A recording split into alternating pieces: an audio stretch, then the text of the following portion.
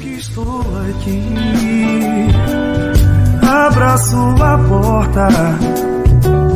Se alguém ouvir minha voz, entrarei em sua casa e com ele cearei. Vim trazer a boa nova. Boa noite, pessoal. Boa noite. Boa noite. Estamos aqui para mais um Jesus no Lar, nosso encontro semanal, tentando debater de uma forma diferente todos esses ensinamentos de Jesus, tentando trazer um pouquinho mais para o momento atual.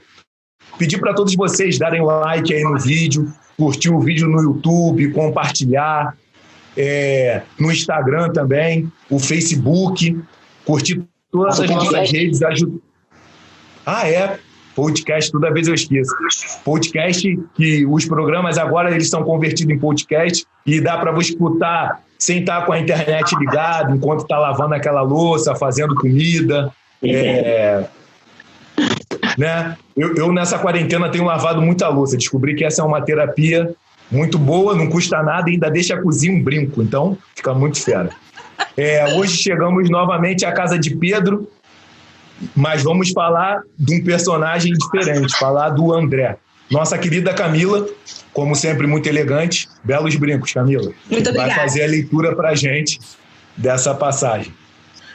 Então, gente, boa noite. A passagem que a gente vai ler, como todas as semanas, está no Novo Testamento, do Haroldo Dutra Dias. E essa passagem está em Mateus, capítulo 4, versículos 18 a 25. Enquanto circulava junto ao mar da Galileia, viu dois irmãos, Simão, chamado Pedro, e André, seu irmão, lançando a rede circular no mar, pois eram pescadores. Diz-lhes: vinde após mim, e vos farei pescadores de homens. Eles, deixando imediatamente as redes, seguiram-no. Avançando dali, viu outros dois irmãos, Tiago, filho de Zebedeu, e João, seu irmão, no barco com Zebedeu, o pai deles, restaurando suas redes, e os chamou. Eles, deixando imediatamente o barco e o pai, o seguiram. E percorria toda a Galileia, ensinando nas sinagogas deles, proclamando o evangelho do reino, curando toda doença e toda enfermidade entre o povo. A sua fama espalhou-se pela Síria inteira, e trouxeram-lhe todos os que estavam mal, acometidos de diversas doenças e tormentos, endemoniados, lunáticos e paralíticos, e ele os curou. E seguiram-no turbas numerosas da Galileia, de Decápole, de Jerusalém, da Judéia e do outro lado do Jordão. Como a gente pode ver, né, o discípulo que a gente vai conversar hoje é o André. A única informação assim, que a gente tem certeza é de que André é irmão de Pedro, né? E é interessante que quando a gente vai procurar sobre a personalidade dele, a gente não encontra muita informação, né? Existem alguns discípulos que, infelizmente, as suas biografias se perdem na história, né? A gente conhece por uma passagem ou outra, mas André é um desses personagens. Assim como na passagem de Mateus, a gente vê que ele foi chamado por Jesus, naquele momento, né, da pesca, e que Jesus chama para que eles sejam pescadores de homens. E assim como fica evidente na passagem, ele aceita de imediato, né, de pronto, e vai seguir Jesus. André, ele é pescador, fisicamente é um homem forte, aparentemente mais novo do que Simão, né? Mas é um homem também muito devoto, é muito fiel, seguidor ali da lei de Moisés, e realmente esperava a vinda do Messias. Então, quando aparece Jesus, que João Batista já vinha anunciando, né? Ele, André, já era um seguidor, um discípulo de João Batista, então ele já estava esperando a chegada desse Messias. Então, quando Jesus aparece, e ele já tendo ouvido sobre Jesus, já tendo visto algumas pregações de Jesus, ele realmente tem a certeza de que ele é o Messias esperado, né? Anunciado por João Batista. Então, acho que é por isso que ele tem essa facilidade de largar tudo e seguir Jesus. Ele tem uma característica de ser um homem muito prestativo, né? A gente vai falando aqui ao longo do estudo, mas ele, por ter sido um dos primeiros, ele também quer convidar os outros para seguir Jesus, né? É que nem a gente, né? A gente descobre uma coisa legal, um programa bacana, a nossa religião, né? Quando a gente conhece a doutrina espírita, a gente quer converter todo mundo, chamar todo mundo para participar com a gente dessa conquista, dessa descoberta maravilhosa. E com o André não foi diferente. Assim que ele conhece Jesus, assim que Jesus o chama, ele também resolve chamar as pessoas, né? Para trabalhar na Boa Nova, né? Nessa divulgação dessa Boa Nova. Então, ele é muito empolgado. Uma característica de André é essa, que ele é muito empolgado para recrutar novos discípulos. E ele também era um homem que prestava muita atenção no que Jesus dizia, ele ouvia muito Jesus, seguia Jesus por toda parte, né? É um daqueles que ficam sempre junto com Jesus. Ele gostava muito da natureza e era um pouco tímido para falar no meio da multidão, não era um homem que gostava de aparecer. Acredito que por isso também um pouco da sua história se perca, né? Mas quando era para falar de Jesus e da Boa Nova, nas leituras que a gente fez, a gente consegue evidenciar que essa timidez meio que se coloca de lado, né? Porque ele está tão empolgado, acho que essa empolgação, né, na balança pesa mais e ele consegue perder um pouquinho dessa timidez. Ele tinha muita afinidade com o mundo grego, gostava muito de ler sobre Sócrates, Platão, ele gostava dessas referências. E depois que Jesus é crucificado e retorna ao plano espiritual, ele fica um pouco de tempo ali com Simão Pedro na Casa do Caminho, mas depois, assim como os outros, ele segue pelo mundo, né? Ele anda por muitos lugares, mas o lugar que a gente tem assim, certeza que ele fica é na Etiópia, né? E lá, até hoje, ele é considerado um grande, né, apóstolo, um grande padroeiro daquela região. E como todos os discípulos, né, atraíram a ira de muitos poderosos, e ele acaba sendo crucificado também, só que diferente do seu irmão, ele é crucificado numa cruz em forma de X, né? E é interessante que esse símbolo dessa cruz é o símbolo de uma bandeira de um país, né? A Escócia, que tem André como seu santo padroeiro, e está até hoje aí numa bandeira, sua história sendo levada para todos os cantos. Então é um pouco do que a gente conhece sobre André e, né, esse Galileu, esse pescador, que passa em várias passagens aqui da Bíblia, mas que a gente não tem muito conhecimento. E é uma história bem interessante que a gente consegue conhecer dele assim, né? Do grupo dos 12 foi um dos primeiros a ser chamado, né? Pescador de homens também. Pode falar, PH.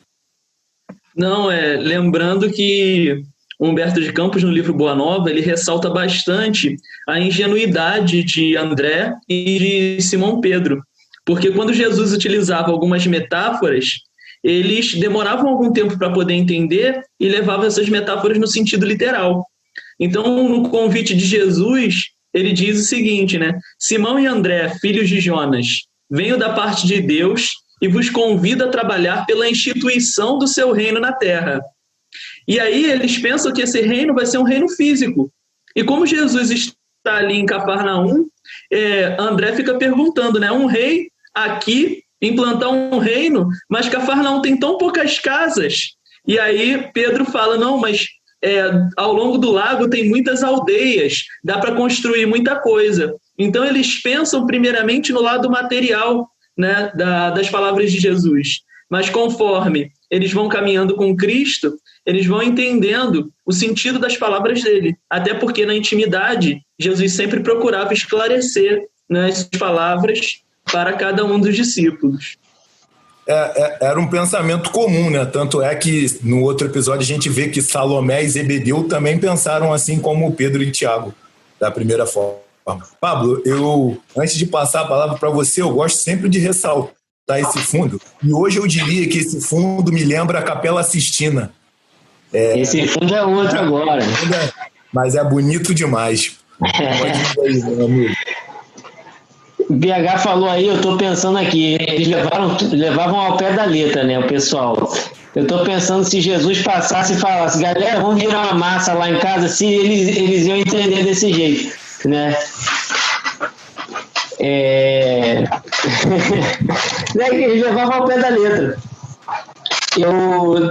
Quando eu passo nesse trecho do livro do Boa Nova, que Jesus começa arrebanhar as pessoas que vão trabalhar com ele na implantação desse reino, eu fico sempre comparando isso, até por conta mesmo do meu trabalho, com uma empresa, né? E empresa, a empresa costuma fazer assim, ainda mais se for uma empresa grande, se é mais fácil para a empresa treinar aquelas pessoas que já estão lá dentro quando surge um trabalho novo, do que contratar novas pessoas, que aquelas pessoas vão ter que conhecer toda a empresa, além de conhecer o trabalho que vão ter que fazer, tem que se tornar afetivo aquela empresa para eles, né? Eles têm que, para cair dentro no trabalho, tem que ter um engajamento de conhecer com o coração também aquela empresa. E aí a gente vê por que eu comparo isso? Porque no Boa Nova eles falam, logo no início fala que todos eles já conheciam a missão que eles iam ter antes de reencarnar, né? Jesus já tinha dado esse treinamento para todos eles antes de encarnar, se a gente pudesse falar dessa forma, né? Então, esse treinamento ele já tinha.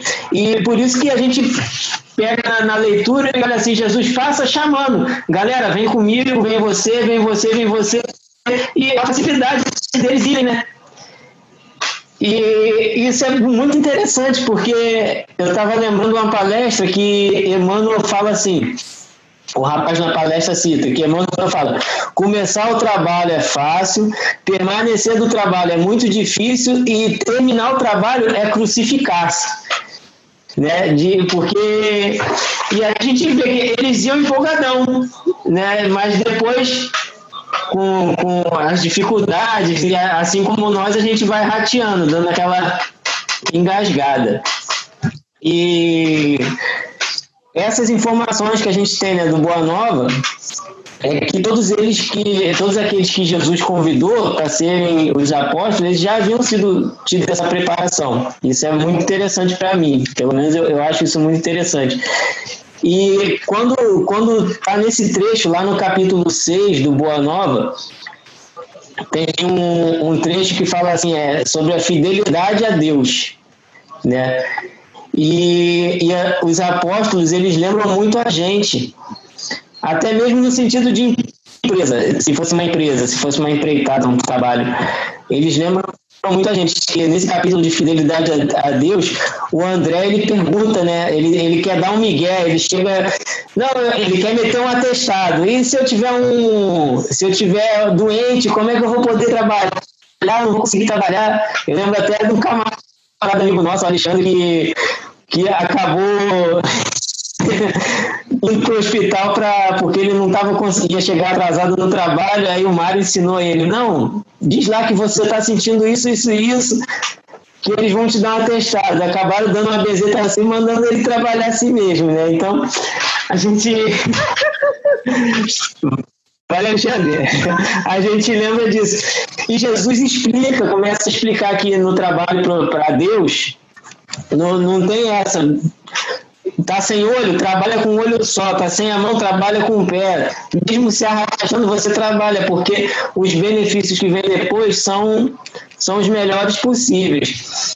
E pensando nessa questão do André e dos outros apóstolos terem aceitado tão fácil esse chamado, e juntando com aquilo que eu estava falando no início, de eles já terem sido preparados, no livro Vivendo com Jesus, da Amélia Rodrigues, a gente vai encontrar uma narrativa dela que, nesse momento aí que ela está chamando, que Jesus está chamando, que ela fala assim, que na acústica do ser eles identificavam aquela voz, parecia que eles já conheciam Jesus de algum lugar, né? E aquela voz que parecia adormecida, se levantou dentro deles, e aí explica a empolgação que eles tiveram, né? O André, apesar de ser um camarada bem tímido, ele tem papel importantíssimo, assim como todos os outros. E a galera saiu depois que Jesus parte, eles começam a trabalhar em prol do reino, né? Aquela voz que parecia adormecida também está dentro da gente. A gente também pode fazer o trabalho que eles fizeram, né? Jesus pode estar passando aí chamando a gente. O mundo pode até não ser o mesmo daquela época, mas ainda tem os mesmos sofredores, ainda tem os mesmos necessitados, tem aleijado de corpo, de mente, né? A gente vai encontrar as mesmas características, só mudou a aparência ali. As almas que estão adormecidas ali, que precisam relembrar essa voz, que todo mundo já ouviu a voz de Jesus, é porque a gente às vezes não lembra, né? Nós não somos diferentes dos apóstolos, cada um de nós tem a mesma importância para Jesus. E todos, sem exceção, em algum momento a gente vai ser chamado ali. O que muda é só o momento mesmo. Porque as palavras de Jesus são palavras de vida eterna. São palavras que vão despertar no momento exato ali que a gente precisa acordar. Para André, para Pedro, para aquela galera toda, foi há 2000 e poucos anos atrás. A gente está sendo essa hora que Jesus está passando ali na beira do nosso portão e falando: Pablo, vem, Camila, vem, PH, Leandro, e vamos embora. E aí a gente tem outras ferramentas para arrebanhar a galera, né? Eu gosto muito desse chamamento de Jesus. Isso que o Pablo falou é muito, muito interessante mesmo. E Pablo estava falando, eu estava relembrando do primeiro episódio que a gente falou sobre a casa de Jesus, onde ele nasceu, e falamos sobre a infância de Jesus. Aí tem um capítulo no Boa Nova que fala sobre Jesus e João Batista, né? E Jesus fala que dentre os homens, João Batista foi o maior. E André era discípulo de João Batista. E no livro Tribos de Deus, fala que ele e Pedro tinham visto Jesus falando um dia antes de Jesus ir convidar eles. A Boa Nova e esses livros todos que a gente tem usado na bibliografia são livros que enriquecem muito. Eliano. Oi?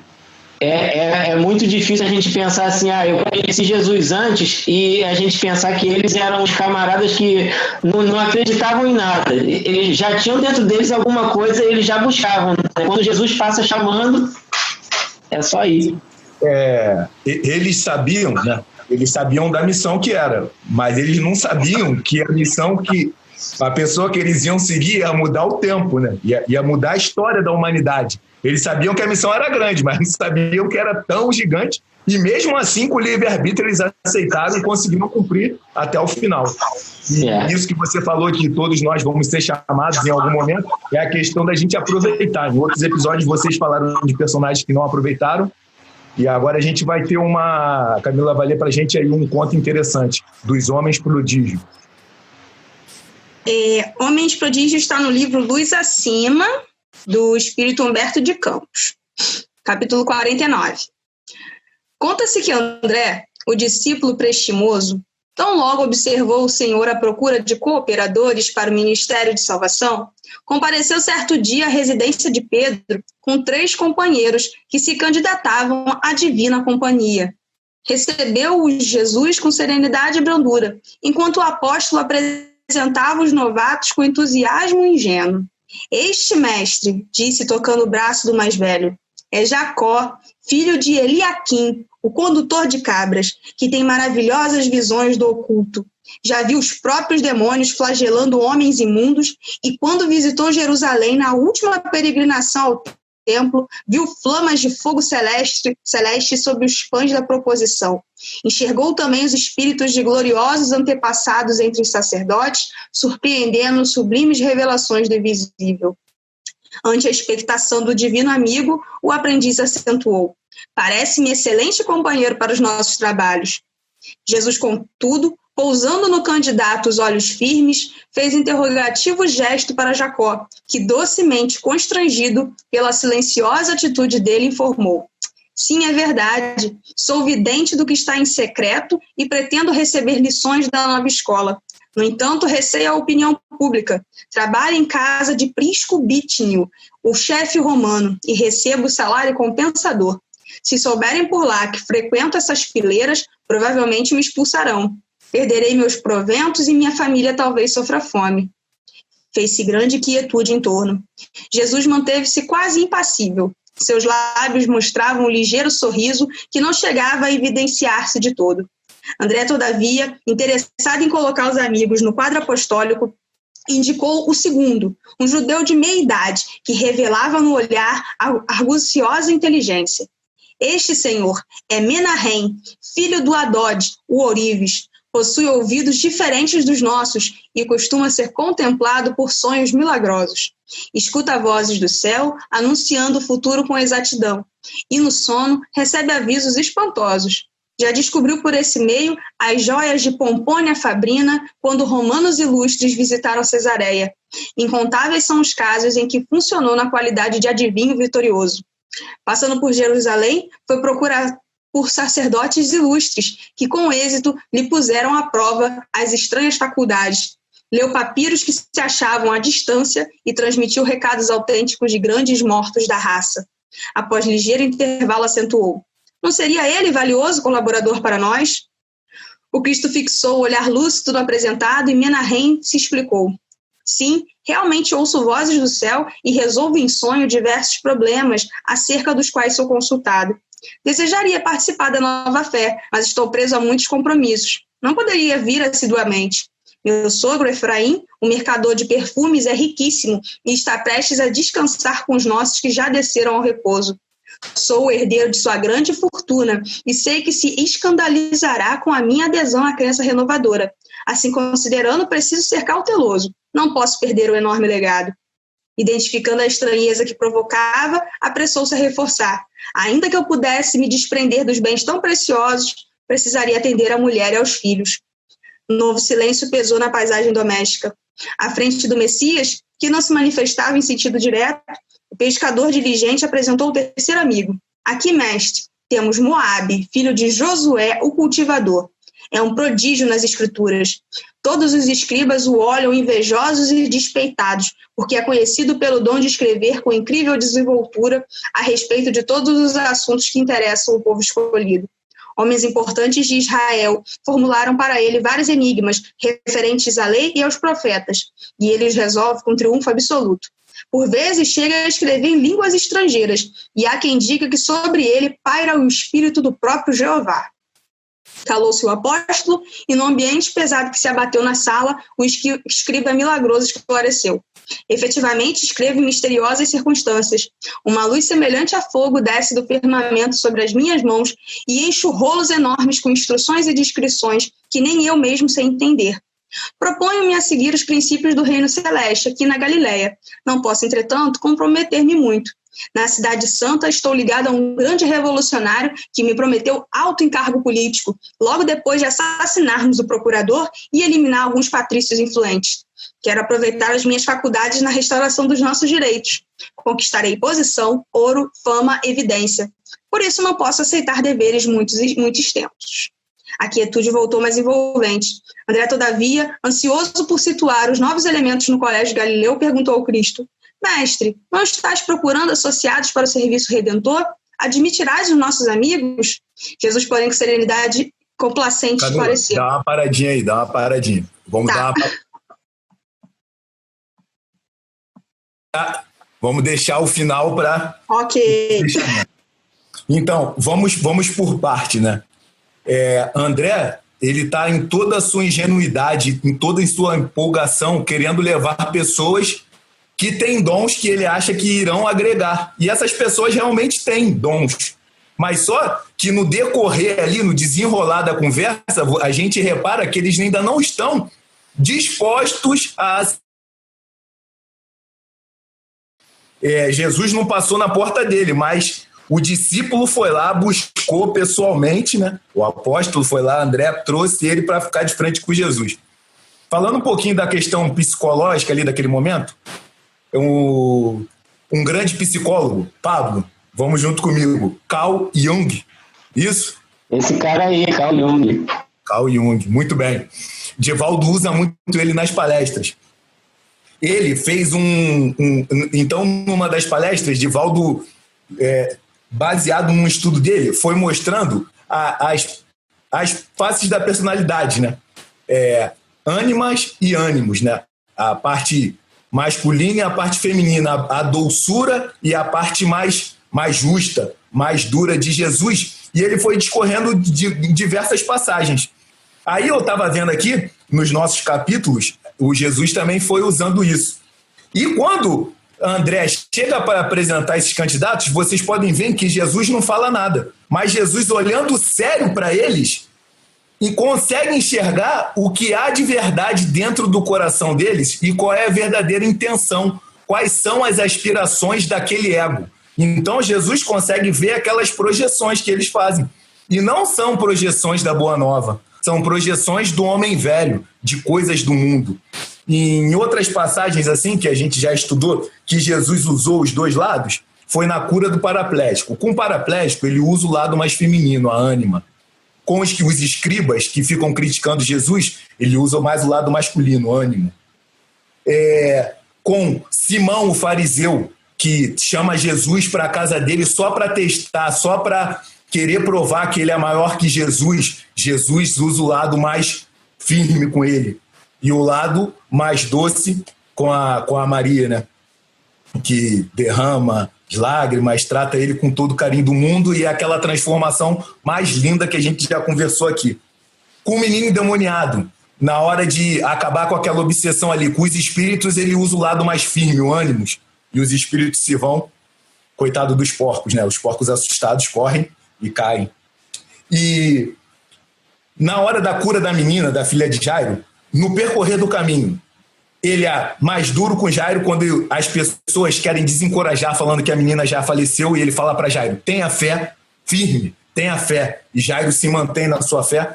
Quando ele chega na casa de Jairo, aquelas pessoas que ficam falando que a menina já morreu, naquela ladainha, naquele choro desenfreado que está desencadeando um ambiente não muito bom, ele é mais duro com aquelas pessoas e pede para que aquelas pessoas se vão. E com a menina, ele é o mais carinhoso possível, faz o chamado, a menina volta. Então, esses foram os pedaços que eu quis mostrar, essa personalidade dessa figura que é ímpar e é o nosso guia e modelo. E às vezes a gente fica pensando assim, Jesus é muito distante? É muito distante, é uma grandeza fora do normal, mas é a esperança de que um dia a gente vai chegar lá. Não é impossível, mas é uma figura gigantesca e que nos inspira a todo momento. Toda semana que eu chego para falar dele aqui, é alegria como se eu estivesse falando da primeira vez. E olha que são passagens que a gente estudou na semana passada. Eu repetindo hoje, eu fico muito, muito empolgado. E os homens prodígios, no dicionário, eles têm a seguinte definição. São coisa ou fatos extraordinários. Os três personagens dessa passagem conseguiam fazer fatos extraordinários, né? Um ouvia, outro tinha visão e o outro escrevia. Talento ou habilidade fora do comum. Era um talento, uma habilidade fora do comum, não eram todas as pessoas que tinham aquilo ali. Mas uma outra definição que também se encaixa para eles é acontecimento que parece estar em contradição às leis de Deus, porque eles estavam usando todas essas habilidades em benefício próprio, né? Não estavam usando isso para transformar nada ao redor deles, só o bem-estar deles e da família deles. Então, no decorrer aí da passagem, que a Camila vai terminar de ler para a gente vai ver a resposta muito lúcida de Jesus e o lado ânimas dele com André. Muito, muito... Ele entende que André está ali de coração aberto, levou aquelas pessoas com a melhor intuição possível. Mas esses espíritos aí, esses três personagens, eles ainda estão em processo também, igual a gente, ainda estão em estado de evolução. Então, naquele momento, as coisas do mundo eram muito mais importantes para ele. Não perder o salário, não perder uma fortuna que o sogro vai deixar, querer almejar fama, poder e usar, né, o poder que ele tinha da escrita para mudar as leis. Essa, para eles queriam uma transformação mais imediata, né? Uma transformação desse mundo. Eles não queriam esperar uma transformação de um reino que não é desse mundo e que, na verdade, eu não sei nem se eles entenderam, né? Porque como André e Pedro também não entenderam de primeira, né? Salomé e Zebedeu também não entenderam de primeira. Não sei se esses três personagens entenderam. Vocês veem? Se vocês repararem, todos eles têm de primeira boa vontade. Aí casa muito com o que o Pablo falou. Iniciar o trabalho é fácil, mas permanecer é difícil, né? Aí eles veem, eu posso ficar, mas não posso muito, porque eu tenho isso, tenho aquilo, se alguém me vê aqui. Parece, hoje em dia já acabou isso, mas antigamente tinha muito assim, com os trabalhadores em geral da casas espíritas, né? Antigamente acontecia isso, hoje em dia não acontece mais não. Todo mundo que pega um trabalho, né? A gente vai com aquele trabalho até o final. Então, graças a Deus, isso ficou lá no tempo de Jesus. Todo mundo se propõe e vai direto. Mas aí agora, mas isso tudo é um processo. Vocês veem que ele tinha uma boa vontade, mas as coisas do mundo, o ego estava muito inflado, o ego ainda estava orgulhoso, arrogante, ganancioso. Ainda não era um ego humilde, né? Então, Camila, pode terminar de ler aí a passagem para a gente. Então, Jesus, porém, com a serenidade complacente, esclareceu: não, André, sigam os nossos irmãos em paz. Por enquanto, o roteiro deles é diferente do nosso. O primeiro estacionou na situação lucrativa. O segundo aguarda uma herança em ouro, prata e pedras. E o terceiro permanece caçando a glória efêmera do poder humano. Senhor, poderou o irmão de Pedro, mas é preciso lembrar que um deles vê, o outro ouve e o último escreve, milagrosamente. Sim, considerou Jesus, terminando a entrevista. No mundo sempre existiram homens prodígios, portadores de maravilhosos dons que estragam inadvertidamente, mas acima deles estou procurando quem deseje trabalhar na execução da vontade do nosso Pai. Então ali, né, Jesus fecha com falando que precisa das pessoas que estão com boa vontade para trabalhar no reino de Deus. Eu ia contar uma parábola, nem vou falar mais dela, da grande ceia, mas muito interessante, que eu vou deixar para o PH falar dessa parábola, mas na linguagem que ele viveu, que você viveu, que você passou por ela. Um pequeno resumo da parábola da grande ceia é assim: 3 convidados foram convidados para um banquete do rei. Mas só que na hora que estava tudo pronto, um tinha comprado uma fazenda, foi olhar a fazenda. Um tinha comprado os bois, teve que ver os bois. E outro tinha acabado de casar, foi ver lá o casamento. Aí mandou chamar os coxos, os doentes, os estrupiados, convocou todos para aquele banquete e todos os que estavam no caminho. E esses que foram convidados simbolizam muito com as pessoas que estavam vendo lá as boas aventuranças, né? As pessoas que eram um terreno fértil para Boa Nova. Aí o nosso grande amigo PH passou por um momento parecido com esse, não foi, PH? Fala aí pra gente, como é que foi isso? É interessante porque a interpretação que a gente percebe de André e de Pedro das palavras de Jesus e de muitos discípulos na interpretação literal, ela ainda acontece hoje. Então, quando eu era bem novinho, alguns vizinhos que haviam acabado de se mudar e que não conheciam muito bem a vizinhança, eles fizeram uma festa muito grande, e era um banquete, assim. E quem passava na rua conseguia perceber a quantidade de comida que tinha lá, e era estranho porque era uma festa infantil, mas não tinha muitas pessoas. E aí, de repente, aqueles vizinhos que tinham acabado de se mudar, eles chamaram, né, todas as crianças da vizinhança. Todo mundo que passava pela rua, eles tentavam colocar dentro da casa deles. E aí, criança, né, eu fui, comi lá muito doce, salgadinho, tudo que tinha lá. E mais tarde, né, conforme o tempo foi passando, eu fui conhecendo melhor os vizinhos. E eles eram de um segmento religioso, que eu não vou saber exatamente qual mas um segmento cristão. E aí eles disseram por que eles fizeram isso. Porque segundo a religiosidade deles, seguindo a ideia dessa parábola, eles deveriam convidar para as suas festas os pobres e os estados. Então eles me convidaram. Tu estava em qual categoria, PH? Então, eu não sei, eles não me esclareceram. Eu espero que pelo menos na categoria de pobre, né? Eles te contaram que você estava na categoria, não quiseram botar detalhes. Exatamente. Até por uma questão, né, de me deixar mais tranquilo. Mas é interessante essas interpretações que a gente acaba dando para as palavras de Jesus, né? A gente segue muito as coisas no sentido literal, ao invés de perceber a profundidade das palavras de Jesus. Isso está de acordo com o nosso grau de evolução. E você percebe que esses homens, esses prodígios, eles nem iniciaram o trabalho apostolar deles, o trabalho de busca por engrandecimento de si mesmos e por auxiliar no processo da Boa Nova. Eles viam, né, ouviam e escreviam muito bem, mas a gente percebe que isso é um dom da mediunidade. E a mediunidade não é uma característica extraordinária que é dada para os indivíduos utilizarem para benefício próprio. E era isso que eles estavam fazendo. Então, Jesus já reconhece de antemão quem eram aquelas 3 pessoas, né? E por isso que ele reserva para elas o silêncio.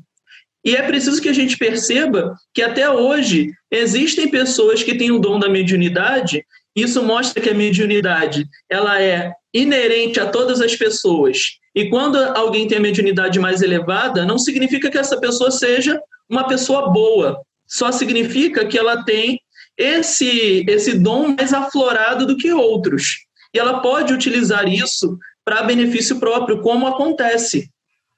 Então, é preciso que a gente, sim, fique de olho, fique atento a essas pessoas que utilizam a mediunidade fingindo que são boas para benefício próprio, né, para conseguir enriquecer de alguma forma, para conseguir enganar as outras pessoas. A gente precisa ficar de olho nisso, porque o mais importante é a mensagem. Não importa se ela é mediúnica ou não. O que importa é a mensagem, é positiva, é benéfica, está arraigada nos ensinos de Jesus. Então, excelente. Se não está, que a gente haja como Cristo agiu nesse momento, apenas com o silêncio. E a gente pode perceber uma relação em contraponto. Por quê? André era um discípulo prestimoso, era uma pessoa extraordinária, já tinha espiritualidade dentro de si. Ele caminhou junto de João Batista e depois seguiu a Jesus quando reconheceu nele o Messias. Então ele tinha uma espiritualidade muito grande sem necessariamente trabalhar com o dom da mediunidade. Não que ele não fosse médium, não é? Mas naquele momento, aqueles indivíduos pareciam extraordinários para ele. Mas, na verdade, o que Jesus estava interessado? Em alguém que tinha boa vontade e o desejo de se aperfeiçoar, o desejo de auxiliar os outros, o desejo de fazer o bem aos outros. E isso era o essencial para que André fosse fazer parte do apostolado, ao contrário daqueles irmãos que estavam desenganados, acreditando que a mediunidade os tornava extraordinários. O que nós fazemos com o dom que nos é dado, e aí não importa se é mediunidade ou não, se é uma capacidade de varrer muito bem, a capacidade de falar muito bem, a capacidade de acolher as pessoas, não importa o dom que seja. O que importa é como nós estamos utilizando. Essa é a importância. E Jesus demonstrou isso nessa passagem. A gente vê que a relação dele com André, e mais uma vez, né, na casa de Pedro, ele demonstrou que o objetivo é ser simples, puro, brando de coração e disposto a auxiliar o próximo. Isso é o essencial. O PH, parabéns pela eloquência. E nesse finalzinho assim, toda vez que tu dá uma parada, eu penso que tu vai parar de falar, mas é a pausa de respirar, a eloquência na pronúncia, Ai, demais, moleque. Quando eu crescer, eu quero ser igual a você. É a pausa dramática. É a pausa dramática. Pessoal, estamos chegando ao fim de mais uma casa. Dessa vez, passamos por um apóstolo, André, mais um grande personagem que vai nos ajudar, nos inspirar, né? Eu costumo fazer assim, pego o personagem ou a mensagem de cada semana, tento me inspirar até a próxima quinta, e assim a gente vai, né, esperando Jesus passar no nosso portão e nos chamar, mas na verdade, quando a gente acorda, ele já está nos chamando e a gente já pode colocar todo aquele ensinamento em prática dentro dos nossos lares. Um abraço a todos, fiquem com Deus e até a semana que vem. Tchau, gente. Até, se cuidem. Tchau, gente. Pois quem disser meu nome, pois quem agir em